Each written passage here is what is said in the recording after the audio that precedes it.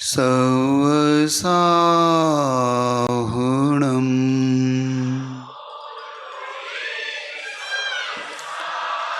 ऐसा पंचनमो यारो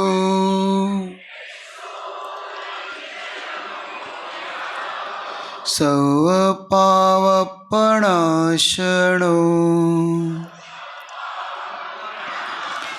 मंगलाणं च सवेसिम्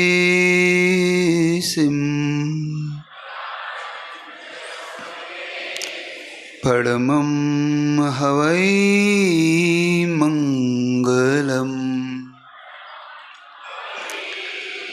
परमं हवै मंगलम् परमं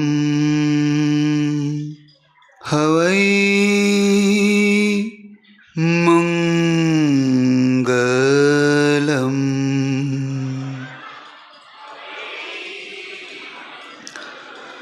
नमः श्रीवर्धमानाय निर्धूतकलिलात्मने सालोकानां त्रिलोकानां यद्विद्यादर्पणायते। देवादिदेव अतिशयकारी चिंतामणि पार्श्वनाथ भगवान की, आचार्य भगवंत गुरुदेव विद्यासागर जी महाराज की, लवीर सागर जी महाराज की, परम पूज्य मुनि श्री विशाल सागर जी महाराज की, समस्त मुनि संघ की। सुबह के प्रसंग को थोड़ा सा आपसे एक बार फिर चर्चा करके आगे की चर्चा करता हूँ। सुबह आपसे एक चीज़ पूछी थी कि आप अपने आप को अगर श्रद्धांजलि देंगे तो आप कैसे देंगे, क्या होगी आपकी अपनी श्रद्धांजलि अपने आप के लिए। आपने सोचा नहीं सोचा? सोचिएगा, आगे बढ़िएगा। एक चीज़ है, बहुत से लोग जीवन में रिस्क उठाने से डरते हैं। बात आई थी नियम की कि महाराज हम नियम क्यों नहीं लेते, तो चर्चा ये भी आई कि नियम निभाने के लिए धर्म किया जाए कि धर्म के लिए नियम लिया जाए। तो बहुत अच्छा स्पष्ट हुआ था कि नियम अगर धर्म के निभाने के लिए ले रहे हैं तो वो नियम हमारे लिए शायद काम ना आए, लेकिन धर्म के लिए नियम ले रहे हैं तो हमारा वो नियम लेना सार्थक है। नियम के लिए धर्म की, धर्म के लिए नियम। आप क्या मानते हैं? धर्म के लिए नियम कि नियम के लिए धर्म? धर्म के लिए नियम। तो ये बात स्पष्ट हुई कि भाई जब तक धर्म के लिए नियम नहीं लेंगे तब तक नियम लेना हमारा सार्थक नहीं होगा। नियम के लिए तो अभी तक हमने खूब धर्म निभाया कि हम नियम ले लिया है सो धर्म निभाना पड़ेगा, है ना? ऐसे होता ना। पूछा था आपसे कि भाई अब आपने मंदिर जाने का नियम ले लिया है सो निभाओ भैया, अब नहीं तो फिर मिथ्या दृष्टि कहलाएंगे। कोई हमें और भी कुछ कह देगा कि भाई बिल्कुल ही ये तो नास्तिक है। तो आप लोग क्यों नहीं लेते नियम? अब इस पे चर्चा करता हूँ आज आपसे। आपके मन में क्या भाव होता है नियम नहीं लेने के पीछे? एक समस्या जो आपकी वो जानना चाह रहा हूँ। जब जब आपसे कुछ कहता है कोई व्यक्ति नियम ले लो, या कोई कहता है तो आप कहते हैं नहीं हम पालते तो है लेकिन नियम नहीं लेंगे। आप क्या कहते हैं? रात्रि भजन नहीं करते महाराज, लेकिन नियम हम नहीं लेंगे। क्यों? टूट जाएगा। रिस्क नहीं उठाना चाहते हम, है ना? आप रिस्क नहीं लेना चाहते क्योंकि सुना है कि नियम लेने के बाद जब टूटता है तो बहुत पाप लगता है महाराज जी। इससे अच्छा है कि बिना नियम लिए हम सुरक्षित हैं, कम से कम टूटने का पाप तो नहीं लगेगा। ये है ना आप लोग का विचार? क्या रहता है नियम नहीं लेने के पीछे? कितने लोग अपने जीवन में नियम लेते हैं पहले ये बताओ। बाकी लोग नहीं लेते, कुछ लेते हैं तो बाद में उसमें कुछ चेंज कराने भी आते हैं, जैसे किराना दुकान होती, कपड़े की दुकान होती है ना आपकी, या कोई चीज़ ले लेते हैं तो फिर आप चेंज कराने आते हैं। हमारे पास एक आए, सुबह सुबह उन्होंने बड़ी मेहनत से नियम लिया, दूसरे दिन हमें वापिस पकड़ा गए। हमसे कहा कि महाराज जी हम ये नियम लेंगे, तो हमने कहा भाई समझ के ले लो। नहीं नहीं हम कर लेंगे। हमें क्या पक्का कर लोगे? हाँ महाराज जी कोई बात नहीं, 4 महीने की तो बात है, हम कर लेंगे। हम क्या फिर और सोच लो, कोई तकलीफ होगी तो? नहीं हो जाएगा। दूसरे दिन आए हमारे पास, महाराज जी वो जो कल नियम लिया था ना, हमने क्या हुआ उसका? वो महाराज जी वापस ले लीजिए। हमने कहा ये किराना दुकान है, ये क्या है? यहाँ पे बोर्ड लगवाना पड़ेगा मुझे कि यहाँ बिका माल वापिस। तो वो उनने कहा बिका नहीं होता, चेंज तो होता है भाई, वापिस मत लो, चेंज तो कर दो। तो आप लोग के जीवन में आप नियम क्यों नहीं लेते, ये पूछना चाह रहा हूं। क्योंकि आपके मन में भय होता है कि भाई टूट जाएगा, नियम लेने के बाद बहुत पाप लगेगा, नियम नहीं निभा तो हमारे लिए महाराज जी पर और अच्छा बात नहीं है। तो आप रिस्क नहीं उठाना चाहते, आप रिस्क नहीं लेना चाहते। जीवन में 2 तरह की रिस्क होती है, आज आपसे उसकी थोड़ी सी चर्चा करता हूं। एक रिस्क होती है धर्म के लिए, और एक रिस्क उठाते हैं हम अपने कर्म के लिए, अपने लौकिक जीवन के लिए। एक रिस्क उठाते हैं हम पारमार्थिक जीवन के लिए, और उसके पीछे कोई एक केंद्र बिंदु होता है, वो होता है हमारी आस्था, हमारी श्रद्धा। पहले मैं पारमार्थिक अपने जीवन में जो हम रिस्क उठाते हैं उसकी थोड़ी सी आपसे चर्चा करता हूं, तो शायद आपको समझ में आए कि वो रिस्क कितनी बड़ी होती है। मान लो अभी मेरे पास एक व्यक्ति आए, महाराज जी हम बिजनेस करना चाहते हैं लेकिन मन रिस्क उठाने का नहीं होता हमारा। तो मैंने कहा भाई उससे ज्यादा रिस्क तो हमने ले रखी है, तुम्हारे जीवन में तो कोई रिस्क है ही नहीं। अभी तुम्हारे जीवन में कितनी रिस्क है कि बिजनेस करने में महाराज में सक्सेस हुआ नहीं हुआ, तो फिर मेरी जॉब भी चली गई और बिजनेस भी नहीं रहा। मैंने कहा भाई तेरे तो सिर्फ जॉब है, मेरे तो पूरा जीवन है। क्यों? एक साधु का कितना बड़ा जीवन दांव पे लगा है।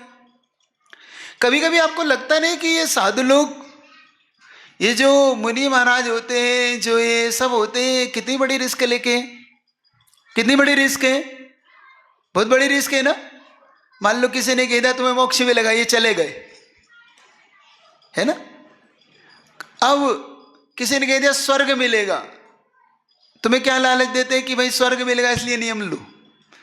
आपको क्या लालच दिया जाता है, क्या मन में आपके लिए थॉट्स दिए जाते हैं, क्या विचार दिए जाते हैं आपको कि भाई नियम पालोगे तो तुम्हें स्वर्ग मिलेगा, नियम पालोगे तो तुम्हें मोक्ष मिलेगा, नियम पालोगे तो एक अच्छा जीवन होगा, तुम्हारे लिए सब कुछ होगा।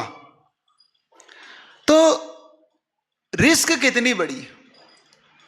अगर मैं आपसे पूछूं कि आपने स्वर्ग देखा है, आप में से कितने लोगों ने देखा है स्वर्ग?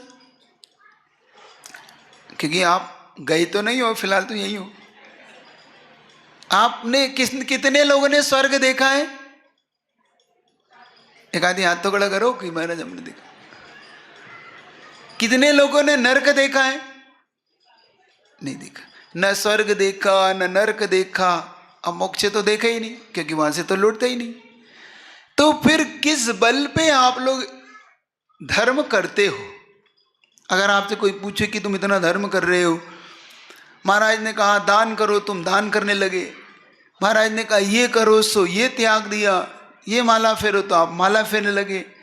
तो माला फेरते समय, दान देते समय, पूजन अभिषेक करते समय आप क्या आपके मन में होता है, क्यों करते हो इतना सारा? आप ये जानना चाहता हो आपसे, क्यों करते हो? क्या रहता है आपके पीछे? इसके पीछे क्या मिलता है आपको? क्यों? क्या मिलता है? क्या लगता है आपको? अच्छा महाराज आ गए, ठीक ठीक। हाँ, तो मैं अपनी बात सुनते भी चले और मैं आगे बढ़ते हुए चलूँगा। तो आपको क्या लगता है, थोड़ा बैठ जाओ शांति से, तो अपनी चर्चा बीच में डिस्टर्ब भी नहीं होगी और आपको बात समझ में भी आई। तो रिस्क महाराज ने उठाई है तो वो तो स्वयं जानते हैं, गुरु जानता है कि उसने रिस्क क्यों उठाई। आप अपने जीवन में इतनी रिस्क क्यों उठाते हो? धर्म करने की, भूखे रहने की, एकासन करने की, प्रतिमा लेने की, उठाते हो कि नहीं उठाते हो? क्या मान के उठाते हो आप लोग? आत्मकल्याण किसने देखा है? हो रहा है कि नहीं हो रहा है? आपने आत्मकल्याण देखा है, नहीं देखा है? पढ़ा है, मतलब कहीं हम किसी ने हमें लिख के बता दिया सो हमने मान लिया, यही है ना। मतलब हमने कुछ देखा वेखा तो कुछ है ही नहीं। किसी ने कह दिया तुम्हें स्वर्ग मिलेगा तो तुम लग गए, है ना, यही है। किसी ने कह दिया दान दोगे तो तुम्हें दुगना मिलेगा, किसी ने, तो और क्या होता है? यही होता है? नहीं होता। दान देने के बाद नहीं मिलता। भावना ये नहीं होती। भावना क्या होती? देने के पीछे। भाई आप लोग दान क्यों देते हो? आपके मन में क्या विचार आता है? दान देने के पीछे क्या होता है रीजन? सावक के सभासकों में एक आवश्यक, इसलिए हम दान देते हैं। और कोई मतलब उसके पीछे कोई मतलब ही नहीं है कि हमें क्यों देना है। अरे उसमें लिखा है कि दोगे तो ये बीज है, बोओगे तो बहुत सारा मिलेगा, और क्या है। कुल मिला के आप धर्म करते समय रिस्क नहीं उठाते, आप लौकिक व्यवहार में बहुत सारी रिस्क उठाते। दिखाओ, जैसे नियम इसलिए नहीं लेते कि टूट जाएगा, कुछ चीज इसलिए नहीं करते कि हमारे जीवन में कुछ हो गया तो महाराज क्या करेंगे। मतलब जो हमने देखा नहीं, जो हमने सिर्फ सुना है, कहीं पढ़ा है, उसे मानने में हमारी एक ही पीछे होता है श्रद्धा, आस्था। वो आस्था जितनी गहरी होती है, जितनी निशंकित होती है, जितनी हम उसमें अपनी अंदर से, तो वो हमें और जितना ज़्यादा फल देती है, ऐसा हम मानते हैं ना। ऐसे ही कुछ मानते हैं आप लोग? क्या मानते? मानते हो कि नहीं मानते उधर? अब एक चीज आपके लिए, कर्म के लिए देखो, आप धर्म के लिए रिस्क कम उठाते हो, लेकिन कर्म के लिए कितनी बड़ी बड़ी रिस्क उठाते हो। आपने कहा कि हम नियम इसलिए नहीं लेते कि टूट जाता है, टूट जाने से पाप लगता है। आपसे पूछूं, आप जीवन में आपने देखा, और आप ऐसे उदाहरण भी देते हैं हमारे सामने, बहुत से लोग आके उदाहरण देते हैं कि महाराज जी उन्होंने प्रतिमा ली, देखिए महाराज जी आज उनकी प्रतिमा ही नहीं पल रही, उनसे उनके नियम टूट गए। उसने रात्रि भोजन का नियम लिया, उसका रात्रि भोजन टूट गया। उसने बहुत सारे ये नियम लिए महाराज जी, वो तकलीफ में आ गया। तो फिर ऐसे धर्म करने का क्या मतलब है? ऐसे नियम लेने का क्या मतलब? इससे हम अच्छे हैं। मैं आपसे एक चीज पूछूं, अब ये तो हो गई धर्म की एक चर्चा। अब आपसे आपके लौकिक व्यवहार जीवन में पूछता हूं। आपके जीवन में आप लोग जब पेपर पढ़ते हैं सुबह से उठ के, तो आपको कितनी न्यूज आती है जिसमें इस गाड़ी का एक्सीडेंट हो गया और वो चला गया? पढ़ने में आता आपको? ट्रेन का एक्सीडेंट हो गया, हवाई जहाज का एक्सीडेंट हो गया, आपकी टू व्हीलर का एक्सीडेंट हो गए, ये चले गए। पढ़ते हैं कि नहीं पढ़ते? आप लोग पढ़ते हैं? क्या आपने गाड़ी में बैठना बंद कर दिया? कितने लोगों ने भाई रिस्क नहीं लेंगे हम, क्योंकि हमें नियम लेने में रिस्क है टूटने की, लेकिन हमें रिस्क बैठने में, हमें रिस्क लेने में भाई हम नहीं बैठेंगे आज से। कितने लोगों ने छोड़ दिया? नहीं छोड़। कितने डिवोर्स होते हैं हर साल या हर दिन? होते? शादी करना छोड़ दिया लोगों ने। कितने लोग जो अपनी संपत्ति लगाते हैं और उनके घाटे हो जाते हैं, उनके व्यापार में लॉस हो जाता है, क्या बिजनेस करना छोड़ दिया लोगों ने? देखो कर्म के लिए हम कितनी बड़ी से बड़ी रिस्क उठाते हैं। हम कर्म के लिए रिस्क उठाते हैं कि भाई हमारे लिए बिजनेस करना है, घाटा लगे तो हम दूसरा करेंगे, तीसरा करेंगे, लेकिन हम करते। एक जॉब छूटती है, जॉब में कितनी रिस्क है, अभी तो और ही ज़्यादा रिस्क है। कल महाराज जो बता रहे थे ना कि हर व्यक्ति अभी आशंकित है कि भाई कब उसे निकाल दिया जाए, कब उसकी जॉब छूट जाए, लेकिन हम फिर भी रिस्क लेके उठाते हैं और फिर भी हम उसके लिए पुरुषार्थ करते हैं। हम नो रिस्क नो गेन वाले लोग हैं। कैसे हैं हम? बिना रिस्क उठाए कोई सफलता कभी नहीं मिलती।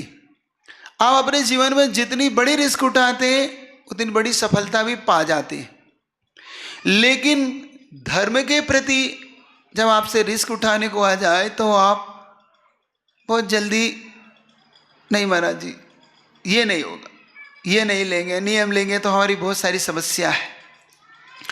एक पहलू। दूसरा पहलू ये भी है कि जो आज की जनरेशन का है कि किसने तो महाराज स्वर्ग देखा, किसने नरक देखा। एक ये भी है, एक ये भी विचारधारा वाले लोग हैं जिनकी विचारधारा ये है कि ना स्वर्ग है ना नरक है, ये तो सिर्फ बातों का जमा खर्च है। ये तो जैसे कल आज महाराज कह रहे थे कि ये भय दिखाने के लिए नरक है और लालच देने के लिए स्वर्ग है। लोभ दिखाने के लिए क्या है? स्वर्ग है, और भय दिखाने के लिए नरक है। तो ये भी एक विचारधारा वाले लोग होते, और ये हर जगह, ये प्राणी हर जगह पाए जाते। ये चाहे जैन समाज में हो, चाहे अदर कास्ट में, कहीं भी हो, हर व्यक्ति इसके पीछे अपनी बहुत बड़ी एक विचारधारा रखता है कि किसने स्वर्ग, किसने नरक, किसने जम्बूद्वीप, किसने मरने के बाद आत्मा।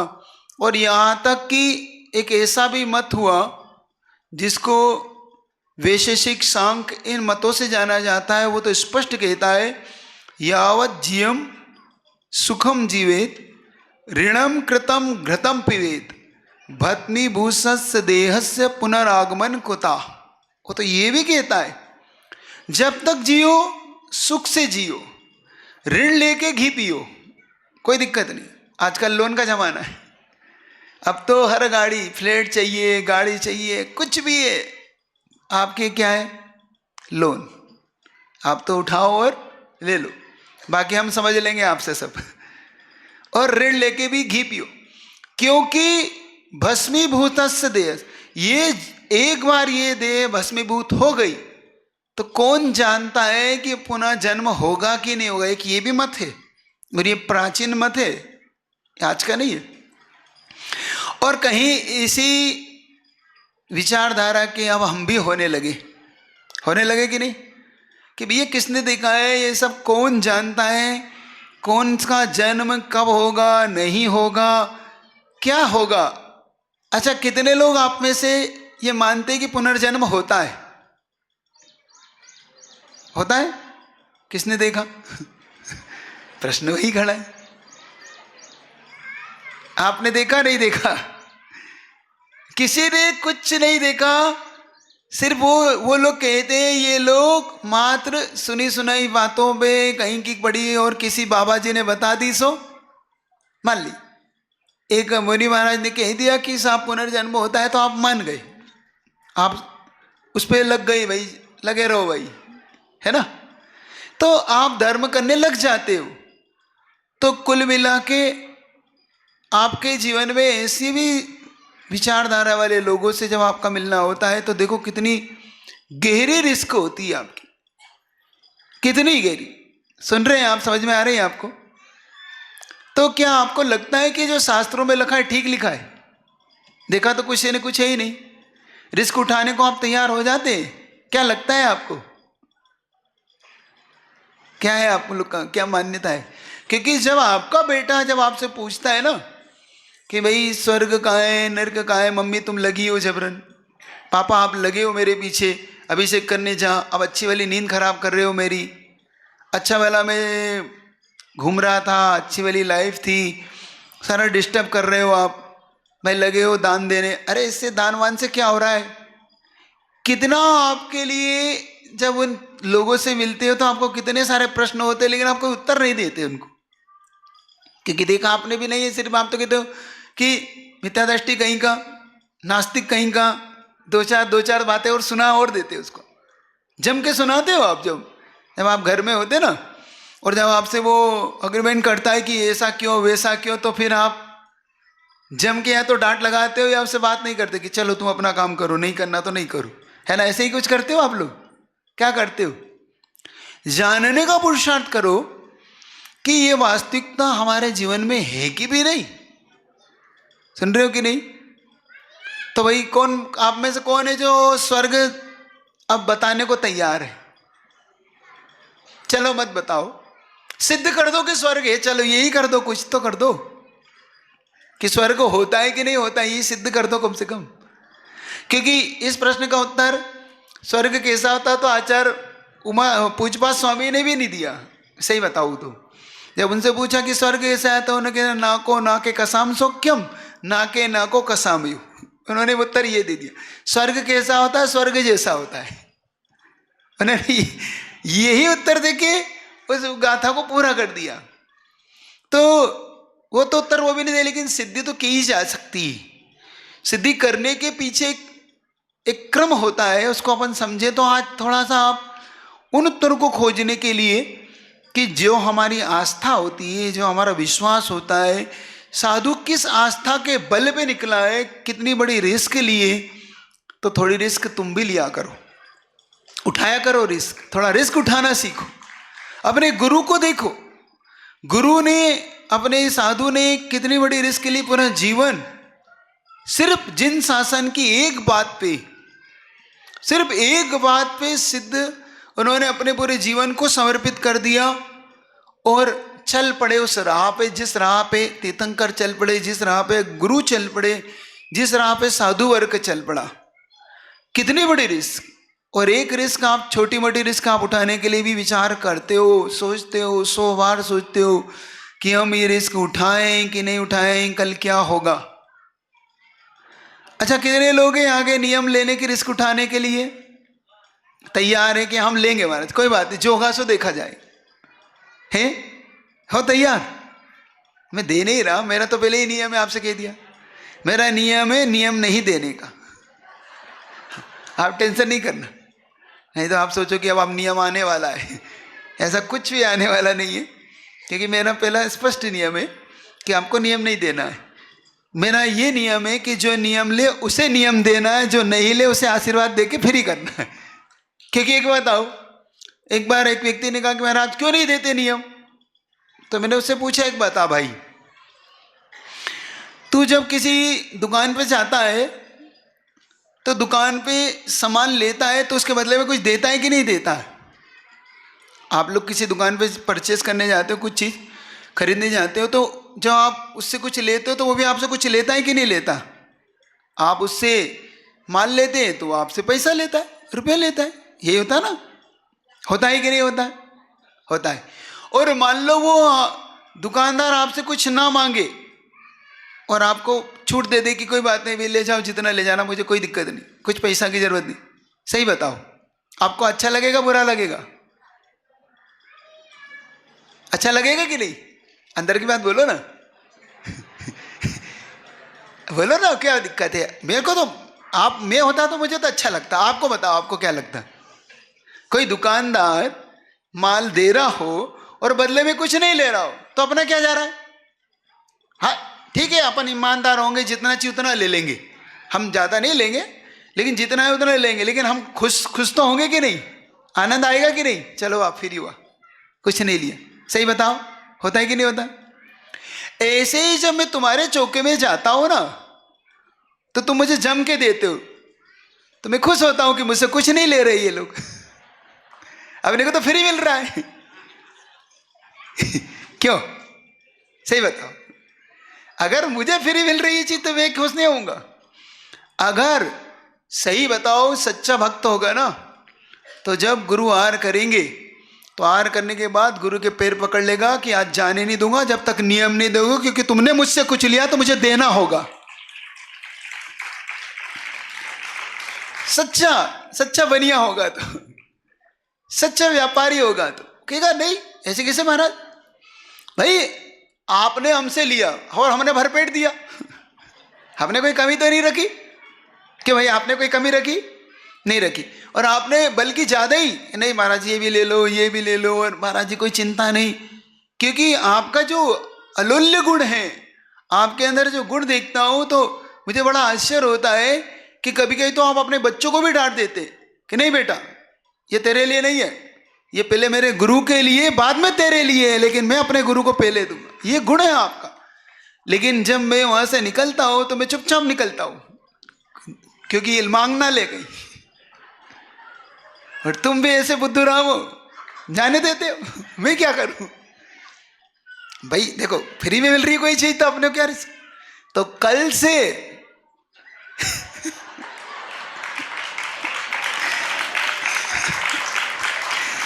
कल से अगर पक्का व्यापारी, पक्का बनिया, पक्का जैनी है तो गुरु घर आए तो बिना नियम लिए जाने नहीं देना, पैर पकड़ लेना कि कोई नियम तो देना पड़ेगा महाराज, आज दे के जाओ, क्योंकि सारा संसार एक हाथ देने से एक हाथ लेने से चलता है। सुन रहे हो, ये रियल बता रहा हूं। आप रिस्क उठाते हो, जब आप इस संसार के सारे कार्यों में रिस्क उठाते हो तो नियम लेने में भी रिस्क उठाओ। और इसकी सिद्धि आपको करता हूं एक अलग ढंग से आपके पास, कि जो चीज हमने नहीं देखी, मान लो ये जो लोग कहते हैं कि देखा ही नहीं है, उसका क्या विश्वास करना। जब स्वर्ग नहीं, मोक्ष नहीं, कुछ नहीं देखा तो फिर क्यों जीवन को इस प्रकार से।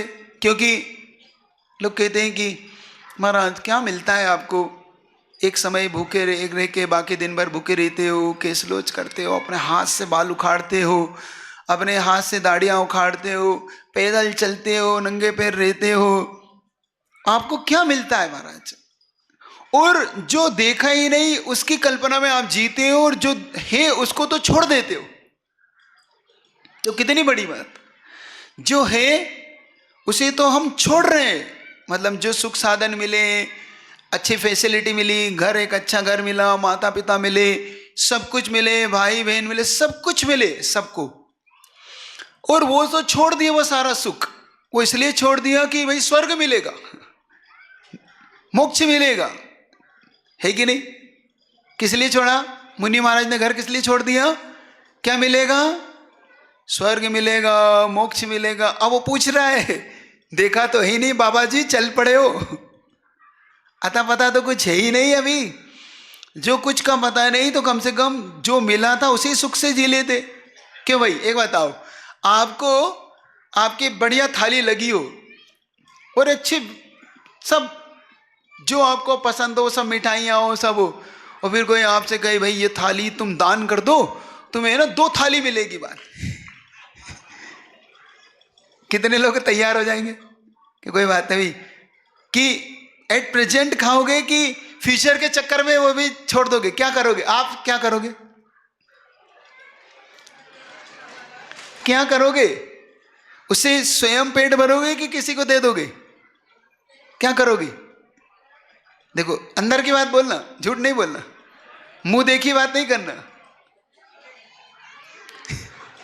महाराज जी भूखे पेट ना होई गोपाला, भूखे पेट भजन नहीं होते महाराज जी, अपन तो पहले बात का बात से। ऐसे ही वो हमसे पूछता है कि महाराज समझदार तो वो है जो अपनी थाली उठा के पहले खाता है, बात की भविष्य की चिंता बाद में देखेंगे, अभी हाथ का छोड़ के आगे की चिंता करना तो मूर्खता ही है। वो हमसे यही कहता है, स्पष्ट कह रहा हूं। और ऐसे ही महाराज आप लोग लगे रहो मुन्ना भाई है ना, लगे रहो भाई, स्वर्ग मिलेगा, मोक्ष मिलेगा, आगे ये होगा वो होगा। कितने सारे पुराण ग्रंथों में जितने भी उन्होंने सब दिखाए सपने, सब सपने दिखाए, और आप लोग महाराज छोड़ के चल पड़े हो। छोड़ के आपने पूरा घर छोड़ा, बाहर सब कुछ छोड़ दिया, और ठंड गर्मी बरसात सब कुछ सहन कर रहे हो आप लोग, और आप हमारे पीछे और पड़ जाते हो। आपका तो आपको पता नहीं है आपका खुद का तो, और हमारे पीछे और पड़ जाते हो कि ये त्याग करो, वो त्याग करो, वहाँ मत जाओ, यहाँ मत जाओ। अब महाराज जी आप ही काफ़ी हो, आपको कुछ मिले तो हमें बताना, तो फिर हम भी छोड़ लेंगे। क्यों, क्या विचार है आपका, क्या है, क्या करना है, स्वर्ग है कि गया सब विचार करना। चलिए इसकी थोड़ी सी सिद्धि करते हैं कि क्या वास्तव में स्वर्ग होता है कि नहीं, वास्तव में मोक्ष होता है कि नहीं। किसी भी चीज के एक पहलू होता है कि दो पहलू होते हैं, ये पूछना चाहता हूं आपसे। कोई एक पहलू वाली वस्तु होती है क्या? नहीं होती। उसके पीछे दूसरा पहलू, कोई ना कोई एक पहलू जरूर होता है जो उसका दूसरा होता है। जैसे मान लो ये मेरे पीछे है, इसके पीछे कुछ है कि नहीं, तो ये मेरा आगे का पहलू है, पीछे एक पहलू है। सिक्के होते हैं हेड एंड टेल, तो एक पहलू वाला सिक्का तो नहीं होता ना, उसके पीछे भी कुछ होता ही है। ऐसे ही हर चीज के पीछे कोई एक चीज जरूर छुपी हुई होती है। आज इसको समझना, अगर आपने इसको समझ लिया तो आपकी आस्था को एक नया विश्वास मिलेगा, आपकी आस्था को दृढ़ता मिलेगी। जो लोग कह देते हैं कि आगे कुछ होता है कि नहीं होता, उससे भी ज़्यादा आपको इस जिनवाणी माँ पे विश्वास होगा कि नहीं, मेरी जिनवाणी का वो कितना गहरा है, वो कितना मेरे लिए मान्य है। कोई भी चीज एक पहलू नहीं होती। जैसे आप खुद अपने जीवन में खाना पीना देखो, आप बोलते आना जाना, अब देखो कितने दो पहलू का आप कितना इस्तेमाल करते। कभी आया जाया करो, कभी खाया पिया करो, कभी उठा बैठा करो, है ना। कभी एक पहलू नहीं बोलते, आप पीछे बोलते हैं, कोई एक इसके पीछे लगाते जो उसका दूसरा पहलू होता है। आप जरूर कुछ ना कुछ ऐसा बोलते। तो इसका मतलब है कि हर चीज के कोई दो पहलू जरूर होते हैं। ऐसे ही अब मोक्ष तो नहीं देखा, ये बात सच है, क्योंकि मेरा आगे वाला जो देख रहे हैं वो आपको पीछे वाला नहीं दिखेगा, क्योंकि मैं दिख रहा हूं आपको। ऐसे ही आपकी ओर जो दिख रहा है वो आपके पीछे का आपको नहीं दिख रहा, क्योंकि मैं आपको देख रहा हूं। मुझे मेरे पीछे का नहीं दिख रहा, आपको आपके पीछे का नहीं दिख रहा, लेकिन दोनों को एक दूसरे का दिख रहा है। मतलब हम आपको देख रहे हैं, आप मुझे देख रहे हैं, तो हम एक दूसरे के पहलुओं को देख रहे हैं। ऐसे ही जब हम मोक्ष की चर्चा करते हैं तो ये बात सच है कि हमें मोक्ष नहीं दिखाई देता। मोक्ष हमारे आस्था का केंद्र होता है, हमारे विश्वास का केंद्र होता है। लेकिन जब हमें मोक्ष नहीं दिखाई देता है, लेकिन उसका दूसरा पहलू हमें दिखाई देता है, वो होता है संसार। आपको संसार दिखाई देता है कि नहीं देता? दिख रहा है कि नहीं? ये संसार दिख रहा है कि नहीं? जब अगर जिसको संसार दिख रहा है तो इसमें कोई निसंकोच, कोई संकोच करने की जरूरत नहीं कि जब संसार है तो उसका दूसरा पहलू मोक्ष भी है, जो हमारे लिए पाना है। ये दूसरा पहलू है। जब हमारे पास एक पहलू मौजूद है तो उसका विपक्ष जरूर होगा, पक्ष का विपक्ष जरूर होता है। बिना विपक्ष के कोई भी ऐसा कार्य, पक्ष हो, जब पक्ष है तो विपक्ष होगा। ऐसा हो ही नहीं सकता कि पक्ष हो तो विपक्ष भी नहीं होगा। जैसे पंछी दो पैरों से उड़ता है, दो परों से उड़ता है ना, एक पर से नहीं उड़ता। वो एक पर से उड़े तो फिर वो पक्षी नहीं बचेगा। क्यों? क्योंकि वो एक पैर से उड़े, एक उसके पंख अगर नहीं है तो नहीं उड़ सकता। ऐसे ही अगर इस जिन शासन को समझना है तो अपनी आस्था को इतना गहरा बनाओ, इतना गहरा बनाओ कि कोई कुछ भी कह दे, लेकिन जिन शासन में जो हमारे इष्ट ने कहा है वो पत्थर की ज्यादा लकीर से भी गहरा हो हमारे जीवन में। इतना आपके गहरा होने, इतनी गहरी आस्था जब हमारे अंदर होगी तब हम इस जिन शासन को समझ पाएंगे। अभी हमारी जिन शासन में इतनी गहरी आस्था शायद अभी हुई नहीं। हमारा निसंदेह अंग, हम सम्यक दर्शन की चर्चा खूब सुनते हैं, लेकिन अभी ऐसा सम्यक दर्शन मजबूत हुआ नहीं। हमें इस जिन शासन पे अविश्वास नहीं करना, हमें अपने गुरुओं की बातों पे विश्वास इतना गहरा कर लेना है कि नहीं, मेरे गुरु ने कहा है तो, क्योंकि मेरे गुरु का कोई निजी स्वार्थ नहीं है। क्योंकि जहां स्वार्थ होता है वहां राग द्वेष होता है, और जहां स्वार्थ नहीं होता वहां राग द्वेष भी नहीं होता। क्या आपको लगता है कि आचार्य भगवान का कोई स्वार्थ होगा किसी के पीछे? क्या लगता है उनको? आपको क्या लगता है? इसलिए कह रहा हूं कि आप अगली बार जब कोई गुरु से मिलो, अगली बार कोई जिनवाणी की बात सुनो, तो मन में ये प्रश्न जो उठते हैं कि क्या वास्तव में ये है कि नहीं है, कि हम सिर्फ चल पड़े। एक अच्छा छात्र जो होता है वो ये जानता है कि आज मुझे जो कुछ छोड़ना पड़ रहा है, क्योंकि जब आपने प्रश्न रखते हैं कि महाराज ये जो आपने छोड़ा है ये किसके बल पे छोड़ा है ना, आपका प्रश्न होता है ना कि आगे का देखा नहीं। तो एक चीज़ तो मैंने आपकी सिद्धि करी दी कि संसार है तो उसका दूसरा पहलू मोक्ष है। एक चीज़ और आपसे कह देता हूँ कि किस बल पे हमने छोड़ा है। देखो ये कार्य मैंने कहा ना, हम धर्म के लिए जितनी रिस्क नहीं उठाते, हम कर्म के लिए उतनी ज़्यादा रिस्क उठाते हैं। हम अपने लौकिक जीवन को जीने के लिए जितने रिस्क उठाते हैं उससे सिर्फ 10% भी रिस्क हम धर्म के लिए उठा लें तो हमारा कल्याण होने में समय नहीं लगेगा। हम उससे कम समय में वो रिस्क उठा के हम अपना कल्याण कर सकते हैं। ये रियल बता रहा हूँ। हम देखो, आप में से चूंकि आप लोग पढ़े लिखे हैं, IIT हैं, सब कुछ है, तो आप जब पढ़ाई करते थे, जब इसकी तैयारी कर रहे थे, तो आपके पास दो चीज़ होती थी।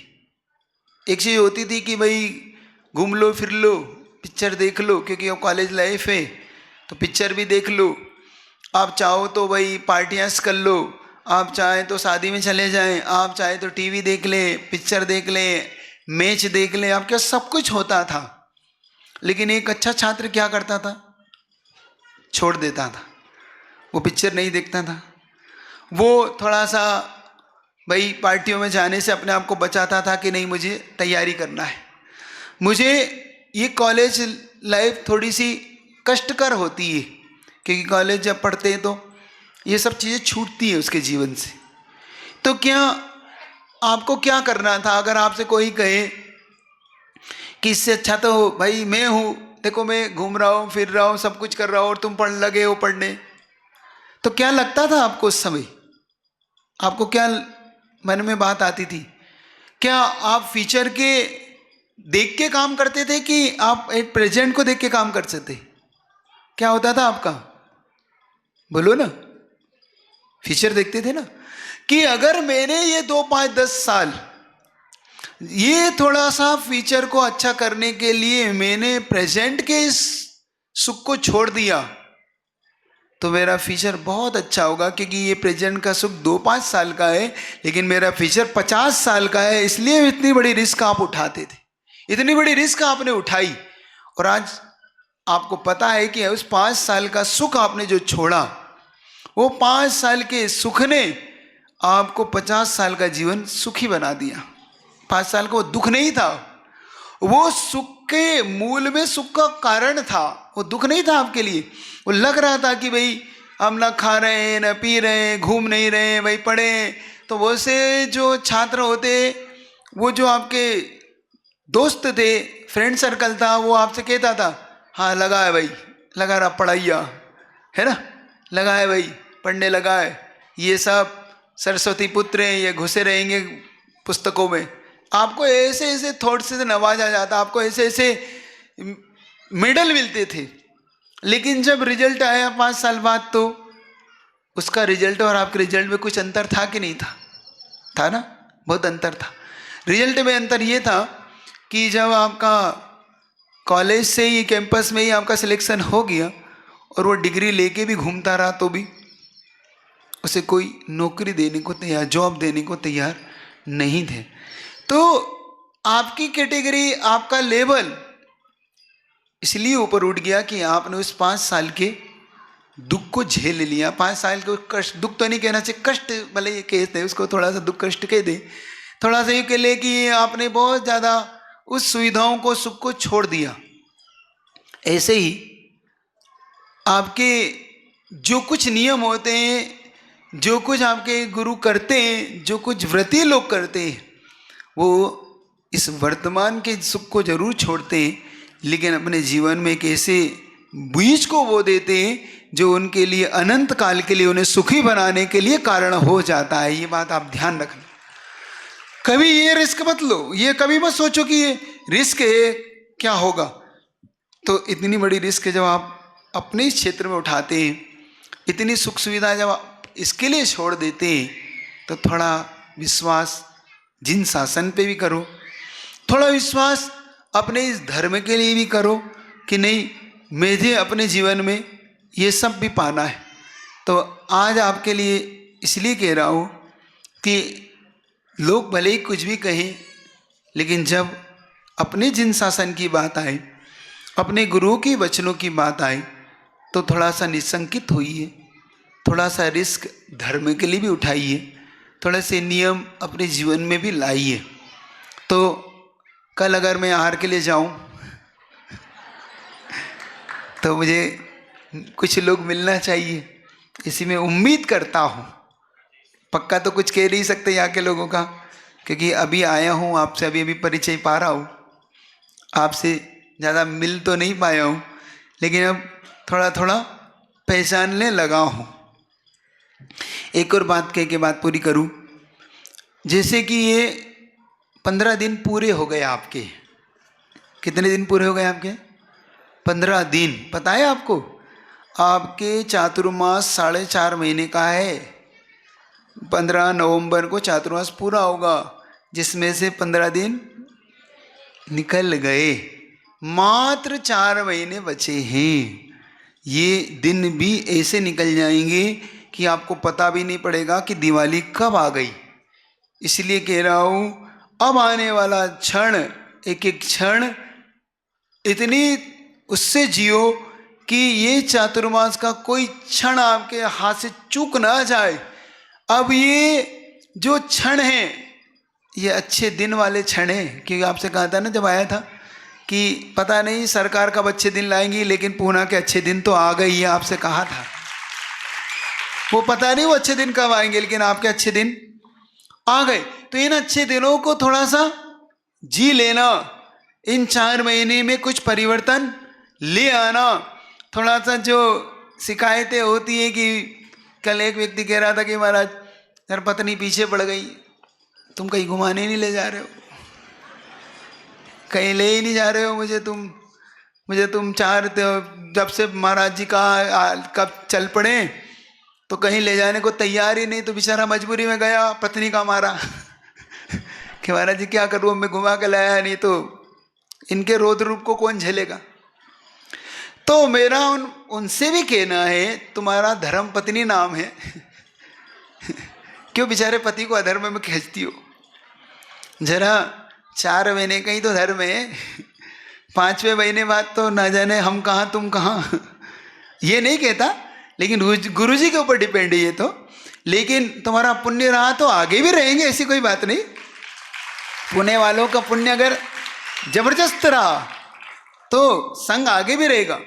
लेकिन फिलहाल तो अपना और तुम्हारा अनुबंध दिवाली से मतलब इस दिवाली का ही है। तो इस दिवाली पे हम जाए उससे पहले थोड़ा धर्म को समझ लेना, थोड़ा जीवन में छोटी छोटी चीज़ें परिवर्तन लाएगी, जीवन हमारा बहुत अच्छा बन जाएगा। तो अब नियम लेने से तो नहीं, रिस्क तो नहीं लगेगी ना, अब डर तो नहीं लगेगा नियम लेने से। अब नियम लो, जब हम इतनी बड़ी रिस्क सांसारिक क्षेत्र में उठा सकते हैं, तो थोड़ी नियम के लिए, धर्म के लिए थोड़ी रिस्क तो उठा ही सकते हैं। आपका जीवन बहुत अच्छा बने, थोड़ी रिस्क अपने जीवन में उठे, लेकिन वह रिस्क हमें बहुत ऊंचाई को ले जाने वाली होती। इसी भावना से आपका सबका जीवन बहुत अच्छा बने। बोले आचार्य गुरुदेव विद्यासागर जी महाराज की।